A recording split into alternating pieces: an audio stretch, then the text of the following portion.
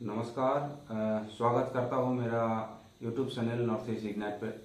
आज मैं इस वीडियो के जरिए आप लोगों को कुछ जानकारी देना चाहता हूँ। ये जानकारी बहुत महत्वपूर्ण है उनके लिए जो नौकरी के लिए तैयारी कर रहे हैं।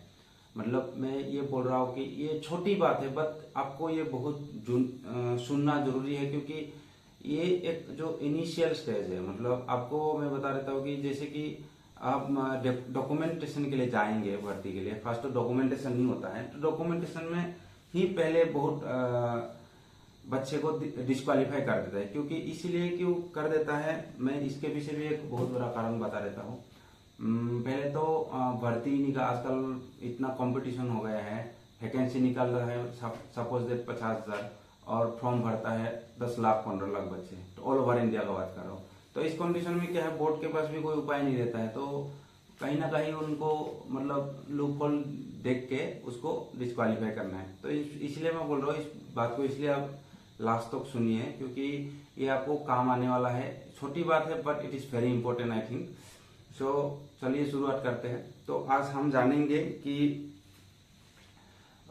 हम लोग जो भी कोई भी इसके लिए नौकरी के लिए तैयारी करते हैं, तो हम डॉक्यूमेंट जो रेडी करते हैं उसमें क्या क्या चीज़ ध्यान देना है और किस किस टाइप का डॉक्यूमेंट चाहिए, और क्या क्या गलतियां होता है, क्या क्या गलती हमको जो डॉक्यूमेंट रेडी करते हैं हमारे द्वारा क्या क्या गलतियां होता है, वो हम बात करते हैं आज। तो पहली बात तो हमको कोई भी भर्ती के लिए पहले तो हमारा सबसे इम्पोर्टेंट है, फर्स्ट में आता है एजुकेशनल क्वालिफिकेशन सर्टिफिकेट। आपके पास जितना भी मैक्सिमम क्वालिफिकेशन सर्टिफिकेट है वो प्रोड्यूस करिए, कोई भी भर्ती हो, क्योंकि उसमें बाद में उसका बेनिफिट मिलता है। सपोज दैट मैंने ऐसा केस देखा हो, जैसे सपोज दैट किसी लड़के ने आपका सिपाही के लिए तैयारी किया, तो उन्होंने खाली मैट्रिक दिखाया था, मैट्रिक का जो 10th का सर्टिफिकेट है वो प्रोड्यूस करता है, लेकिन वो ग्रेजुएट है। लेकिन फिर जब उनको कुछ डिपार्टमेंटल एग्जाम देना होगा तो फिर वो रिक्वेस्ट करता है डिपार्टमेंट को कि मेरा ये ग्रेजुएशन वाला सर्टिफिकेट ऐड कर दो। तो क्यों ना हम जो इनिशियल भर्ती होता है, सबमिशन करते हैं डॉक्यूमेंट फर्स्ट टाइम में, उसी टाइम दिखा दो, नो इशू। और अच्छी बात है, आप ग्रेजुएट हो, तो इसलिए हमेशा फर्स्ट में ही मतलब आपका जो एजुकेशनल क्वालिफिकेशन सर्टिफिकेट वो प्रोड्यूस करें। जितना आपके पास है, मैट्रिक है, आईआईटी है, आईटीआई है, जो भी है आपके पास है ना, एवरीथिंग आप उसको प्रोड्यूस कीजिए। दूसरा है कि जन्म प्रमाण पत्र, ये भी कभी कभार जरूरी पड़ सकता है, तो इसलिए आप जन्म प्रमाण पत्र भी रखें। ऐसे तो मैट्रिक का जो सर्टिफिकेट है उसी को जन्म प्रमाण पत्र, उसी का जो डेट ऑफ बर्थ है उसमें जन्म प्रमाण पत्र को मतलब मान लेते हैं। तो ये चीज़ को भी रखना जरूरी है, रख लेना है, वो अच्छा रहेगा आपके लिए। क्योंकि आप किसी को मौका ना दे कि ये डॉक्यूमेंट क्यों नहीं लाए, तो इसलिए ये डॉक्यूमेंट भी एक अनिवार्य है। और तीसरा है निवास प्रमाण पत्र, डोमिसाइल सर्टिफिकेट जिसको बोलते हैं, और पीआरसी भी बोलता है बहुत जगह में, ठीक है। तो ये स्टेट गवर्नमेंट के जो डिस्ट्रिक्ट ऑफिस है उससे बनता है। मैं इसमें एक सबसे बड़ा इम्पोर्टेंट बात बताना चाहता हूँ। अभी 2-3 साल पहले मतलब से ये चल रहा है कि बहुत लड़के जो कि अपना स्टेट का बनना चाहिए डोमिसाइल, लेकिन नौकरी पाने के लिए वो दूसरा से स्टेट बना के ला रहा है। तो उस कंडीशन में क्या हुआ, उसको नौकरी तो मिल गया, क्योंकि कोई स्टेट होता है इंडिया में जहाँ से भर्तियाँ कम होता है, तो वो उस स्टेट का जो भर्ती का वो बेनिफिट लेके वो डोमिसाइल सर्टिफिकेट बना रहे, क्योंकि उधर से अप्लाई करेंगे तो उसको कम कट ऑफ में हो जाएगा, तो इसलिए वहाँ का डोमिसाइल सर्टिफिकेट बना लेते हैं। तो उसमें क्या होता है कि उसको नौकरी तो मिल जाता है, लेकिन जो वेरिफिकेशन के लिए आता है यूनिटों में या कोई भी जगह में, डिस्ट्रिक्ट ऑफिस में जब वेरिफिकेशन के लिए जाएंगे, तो क्या है, वो फिर डिस्ट्रिक्ट ऑफिस वाला लिख देता है कि ये तो है ही नहीं भाई, यहाँ का है ही नहीं, इसका कोई रिकॉर्ड नहीं है, इसका कोई घर का पता नहीं है, तो फेक माना पाया जाता है। तो उसके बाद फिर उसका रिपोर्ट बन के चले जाते हैं, फिर जॉब से निकाल देता है। तो इस टाइप का गलतियां ना करें। आप जब भी डोमिसाइल सर्टिफिकेट बनाओगे तो आप जो है हमेशा सतर्क रहे और दलाल से दूर रहे। दलाल से कभी मत बनाइए, अपना डिस्ट्रिक्ट ऑफिस से, अपना स्टेट से ही बनाइए। कभी भी नौकरी के लालच में डोमिसाइल सर्टिफिकेट जो है आप मतलब फेक ना बनाएं, क्योंकि ये एक बहुत बुरा अपराध भी है। आप फेक डॉक्यूमेंट सबमिशन करेंगे तो आपके ऊपर मतलब जो है कानूनी कार्रवाई भी हो सकता है, इसलिए इस टाइप का जो गलतियां ना करें। तो और चौथा नंबर में आता है आपका कास्ट सर्टिफिकेट। जो भी लड़का या लड़की आरक्षित वर्ग से आते हैं वो कास्ट सर्टिफिकेट नया जो सेंट्रल फॉर्मेट है उसमें ही सबमिशन करें, क्योंकि वो फॉर्मेट स्टैंडर्ड फॉर्मेट है। और ये भी मैं देखा हूँ, हमारे सामने ऐसा इंस्टेंस आया है कि उसको किसी ने उसको कोर्ट से बनवा लिया कास्ट सर्टिफिकेट, और कुछ दिन जॉब किया वो, और फिर उनको जब वेरिफिकेशन हुआ, वेरिफिकेशन के लिए जब भेजा तो देखा गया कि उसका कास्ट सर्टिफिकेट मतलब वो फेक पाया गया, ऑथेंटिक नहीं पाया गया। तो उसमें क्या हुआ, फिर इंक्वायरी हुआ, उसको भी बेचारा घर जाना पड़ा, उसको जॉब से जॉब से निकला दिया गया है। तो इसलिए कभी भी कास्ट सर्टिफिकेट भी अपने डिस्ट्रिक्ट का जो ऑफिस है उससे बनाएं, क्योंकि इसे होता क्या है कि अगर आप फेक बनाएंगे कास्ट सर्टिफिकेट तो क्या होगा कि आपका बाद में वेरिफिकेशन में पक्का पकड़ा जाना है। इसलिए नया प्रारूप में बनाइए और एकदम सही तरीका से जो प्रोसीजर है उसके हिसाब से बनाए। ये हो गया बात आपको। और दूसरा है आजकल सबसे इम्पोर्टेंट है आधार कार्ड। आधार कार्ड भी अपने पास रखे। आधार कार्ड, पान कार्ड, ये आइडेंटिटी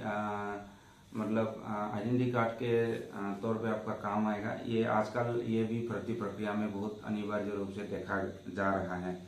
और चरित्र प्रमाण पत्र जो ये भी एक अनिवार्य डॉक्यूमेंट है, दस्तावेज है। इसको भी आप क्या करना है, इसको भी जब भी आप भर्ती में जाएंगे तो स्कूल से भी बना लेते हैं, और कोई पुलिस स्टेशन से भी बनाता है। आपको जो भी लगे, जैसे भी नोटिफिकेशन में डायरेक्शन है और नोटिफिकेशन के अकॉर्डिंगली जो डायरेक्शन दिया हुआ है उसी हिसाब से आप बनवा लें। अच्छा, मैं एक चीज़ ये भी बताना चाहता हूँ बीच में कि जो भी लड़का लड़की अपना जॉब के लिए मतलब तैयारी कर रहा है, वो क्या करे कि जो भी डॉक्यूमेंट आप रेडी करेंगे उसको एक बार अपना जो नाम है उसको एकदम बढ़िया से सभी एक डॉक्यूमेंट में मिलाना है। मैक्सिमम बच्चे क्या करते हैं गलती कि अपना नाम का स्पेलिंग में बहुत सारा कमियां रहता है। सपोज किसी का नाम है अमन कुमार सिंह, कुछ डॉक्यूमेंट में उसका खाली अमन कुमार है, तो ऐसा नहीं चलेगा, क्योंकि हर एक डॉक्यूमेंट में अमन कुमार सिंह ही होना चाहिए। अच्छा, पुराने लोगों को जिसका फादर्स नेम, जैसे किसी का नाम है बलविंदर प्रताप कुमार, तो इसमें क्या है बलविंदर प्रताप KR करके रख देगा किसी डॉक्यूमेंट में, और किसी डॉक्यूमेंट में पूरा बलविंदर प्रताप कुमार है, तो KR और कुमार दोनों में वेरिएशन है। तो इस टाइप का नहीं होना चाहिए। हमेशा कोई भी डॉक्यूमेंट में जो फादर्स नेम है, इवन अपना नाम भी फुल्ली मतलब A to Z जो अल्फ़ाबेट है वो मिलना चाहिए। उसमें किसी भी प्रकार का कमियां नहीं होना चाहिए, मतलब बिल्कुल वेरिएशन नहीं होना चाहिए, एज इट इज होना चाहिए। इसको बहुत ही ध्यान से देखने वाली बात है।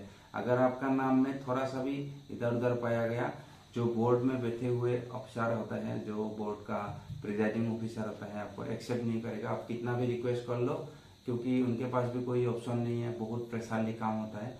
तो इसलिए आप जब भी डॉक्यूमेंट रेडी करते हो तो इसको शुरुआत में ही इसको मतलब आप सही कर ले। उसके बाद आपके पास डायरेक्शन ये भी रहता है पासपोर्ट साइज फोटो का। तो बहुत सारे मतलब फोटो में ऐसे देखा जाता है कि फोटो जो है बहुत पुराना होता है, मतलब बहुत दिन पहले उसको बना के रखा हुआ होता है। ऐसा फोटो का इस्तेमाल ना करें। हमेशा नया फोटो मतलब फ्रेश खींचा हुआ फोटो दे, 15-20 दिन के अंदर जो खींचा हुआ फोटो वो दे। और पीछे का जो बैकग्राउंड होता है, बैकग्राउंड हमेशा साफ सफा मतलब एकदम क्लियर होना चाहिए, एक ही कलर का होना चाहिए बैकग्राउंड। ये सब चीज क्या है, छोटी छोटी चीजें पर इसको ध्यान रखना बहुत जरूरी है। तो ये सब आप लोगों को तो मैक्सिमम को पता ही है, फिर भी मैं एक छोटी बात है बट आपके सामने प्रकट कर रहा हूँ, क्योंकि बहुत मैं देखा हूँ बहुत सारे रिक्रूटमेंट में क्या होता है कि जो डॉक्यूमेंटेशन वेरिफिकेशन है ना, इसमें कागज की कमी के कारण ही जो है पहले इसमें ही निकाल देते हैं। खास करके कास्ट सर्टिफिकेट और PRC और आपका नाम जो स्पेलिंग है इस मिस्टेक के कारण ही जो निकाल देता है। इसलिए कोई भी बोर्ड को मौका मत देना, क्योंकि आप 1 साल व 2 साल पूरा फुल मेहनत करते हैं। आजकल कंपटीशन कितना ज़्यादा है, तो इस सब को ध्यान में रखते हुए डॉक्यूमेंट में कमी न छोड़ना है। बाकी बात देखा जाएगा, बट डॉक्यूमेंट आपका एकदम सटीक होना चाहिए, सही होना चाहिए। किसी भी प्रकार का डॉक्यूमेंट में कमी नहीं होना चाहिए। अच्छा, दस्तावेज जो तैयार करते हैं हम, और इसमें एक मुझे लगता है कि ये भी एक बहुत इम्पोर्टेंट चीज़ है जो आपको मतलब ध्यान देना सही है कि आपका जो कास्ट सर्टिफिकेट है, कास्ट सर्टिफिकेट में जो नया फॉर्मेट है उसमें एक कुछ चीज़ लिखा रहता है जो कि सेंट्रल फॉर्मेट का जो मतलब सेंट्रल द्वारा दिया गया है, वो गूगल में सर्च मारेंगे आपको दिखाई देगा। उस चीज़ को अच्छा से ध्यान से पढ़ना है। उसमें 1950 का एक कुछ रूल्स लिखा हुआ है, वो होना अनिवार्य है। खास करके जो ST कास्ट का सर्टिफिकेट फॉर्मेट है उसमें लिखा है, तो इस चीज़ को आप गूगल में जाके सर्च मार के देख लीजिएगा। तो चलिए, आप समझ गए होंगे कि मैं क्या बोलना चाह रहा हूँ, किस प्रकार से जो है आपको दस्तावेज को रेडी करना है कोई भी जॉब के लिए। और इसमें एक ये भी है, अगर आपके पास मतलब गूगल ड्राइव के लिए फोटो और जो डॉक्यूमेंट फोटोकॉपी, आपके पास फोटोकॉपी डॉक्यूमेंट रहेगा, उस डॉक्यूमेंट को आप क्या करना है, एक बढ़िया सा फोल्डर में रेडी करके रखना है। और जब भी आपको भर्ती के लिए कॉल अप लेटर आएंगे, डॉक्यूमेंटेशन में कॉल अप लेटर आएंगे, तो आप क्या है उसको अच्छा से एक बार चेक कर लेना है कि जो भी इंस्ट्रक्शन दिया था उसके अकॉर्डिंगली टोटल डॉक्यूमेंट है कि नहीं। उसको एक बार चेक करके बढ़िया से एक फोल्डर में रखना है। उसके बाद उसको आप जब भी जाएंगे, जिस दिन जाएंगे, उसके अकॉर्डिंगली आपको एक फोल्डर में डाल के ले जाना है। तो चलिए, आप मुझे लगता है कि काफ़ी छोटी छोटी बात है, बट ये जानकारी हुआ है आपको, और मुझे आशा है कि आपको ये इन्फॉर्मेशन काफ़ी अच्छा लगा होगा। और इस प्रकार का वीडियो आगे भी पाने के लिए आप मेरा चैनल को सब्सक्राइब करें और लाइक करें, शेयर करें ज़्यादा से ज़्यादा फ्रेंड को, ताकि ये क्या है और आपका फ्रेंड जो है उनको भी इसके बारे में जानकारी हो। थैंक यू, नमस्कार।